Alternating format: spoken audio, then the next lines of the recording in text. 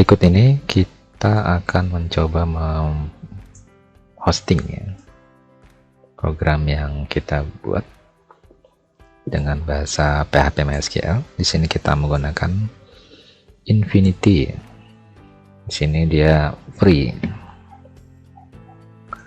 Langkah pertama kita sign up dulu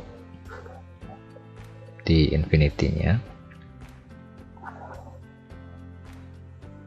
Masukkan email dan passwordnya ya, terserah, bebas ini. Kemudian klik agree dan I'm a human gitu ya, bukan robot. Kemudian ini lanjut ke konfirmasi ke email. Buka email dan Anda diminta untuk memverifikasi ya, seperti biasa. Kemudian akun Anda sudah aktif dan tinggal membuat create sebuah akun di dalam Infinity ya, untuk database atau untuk web server ya. Dan kita diminta untuk membuat subdomain yang ekstensinya rf.gd. Ketik aja bebas. Anda juga bisa menggunakan redirect dengan domain name yang gratis ya, ada juga banyak gitu. Tapi di sini kita akan coba menggunakan bawaan dari Infinity, walaupun agak ribet, agak panjang gitu namanya ya.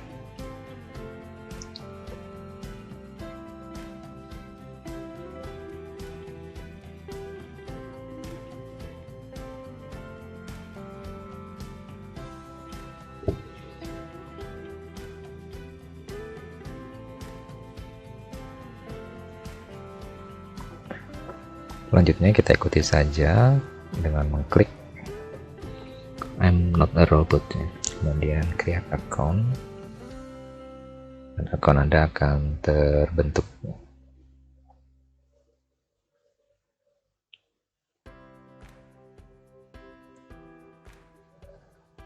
Dan sudah selesai dan langsung masuk ke control panel ya. Control panel di sini berisi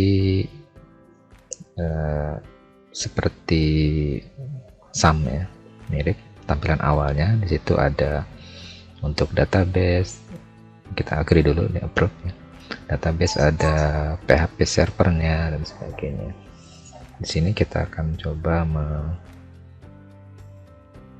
buat seperti program kita yang dulu, yang ini yang pakai localhost, dan ini akan kita pindahkan ke ini ya, Infinity Free ini online. Dan kita masuk ke database, di situ ada HP My Admin ya. Kita buat dulu databasenya, dan di sini databasenya kita tidak bisa semaunya ya, sudah ada standar namanya gitu, epis underscore sekian-sekian, dan kita hanya bisa menggunakan database yang di belakangnya itu ya, student for example ya. Create a database, kemudian di situ ada tombol admin. Kalau kita nanti itu ada namanya ya, biasanya nama database-nya kita kan student, di sini namanya epis ya, panjang gitu ya. Kemudian username-nya juga bukan root lagi di situ. Klik admin, maka akan masuk ke menu PHP MySQL ya, mirip persisnya. Kita akan buat tabel dengan import kode SQL-nya ya.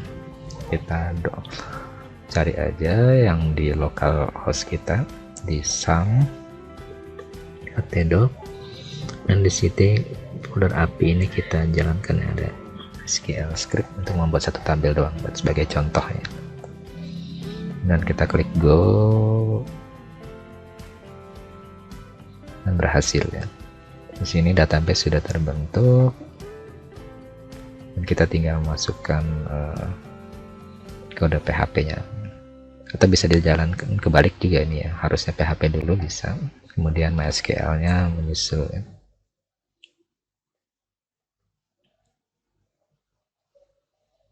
Sini kita lihat, kita catat saja nama database-nya. Ini agak cukup panjang karena kita harus masuk ke file manager ya. Kita harus memodif ini kode. Oh ya, kita upload dulu nih file ini ya. Cara paling gampang bisa dengan hanya drag gitu ya. Foldernya kita, satu folder kita drag saja dan dia langsung mengupload ya. Nah, kemudian kita edit bagian koneksi, karena di connection ini menghubungkan nama database-nya beserta user dan password ya. Di sini harus diedit karena kalau di lokal biasanya namanya localhost, hostnya, kemudian root, situ database-nya. Nah, situ kita harus ganti ini ya, hostnya namanya bukan localhost lagi tapi langsung ke alamatnya ya, alamat web yang baru kita jalankan tadi. Kemudian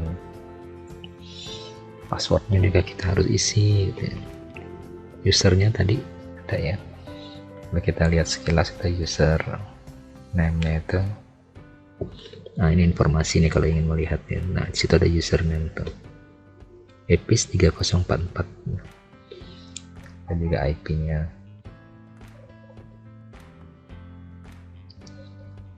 Cuma di sini kita menunggu 72 jam gitu ya. Tapi ternyata tidak sampai 72 jam sudah aktif.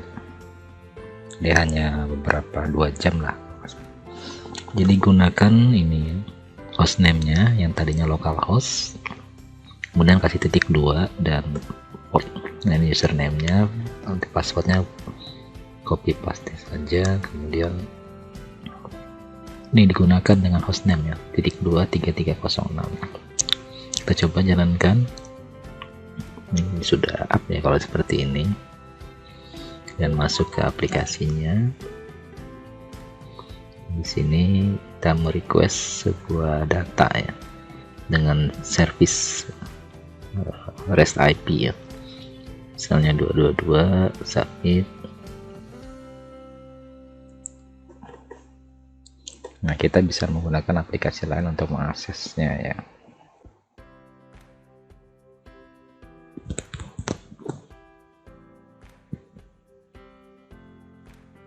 Muncul, berarti kita bisa memanfaatkan service dengan ini, dengan cara kita mengakses service-nya.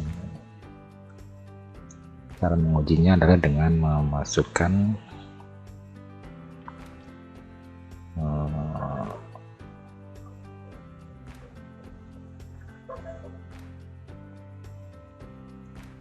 data.php ini. Service yang memberikan data yang ada di sini. Ini ada 2 nama gitu. Kalau ada 10 nama ya di sini ada 10. Ini dengan format JSON ya. Dan kalau kita ingin mengambil berdasarkan satu data saja, misalnya yang satu, nah pastikan di sini muncul.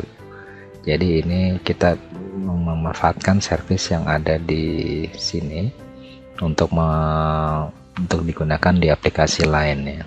Jadi sistem microservice seperti itu. Mungkin berikutnya kita mencoba untuk membuat interface ya untuk menarik data dari service lainnya.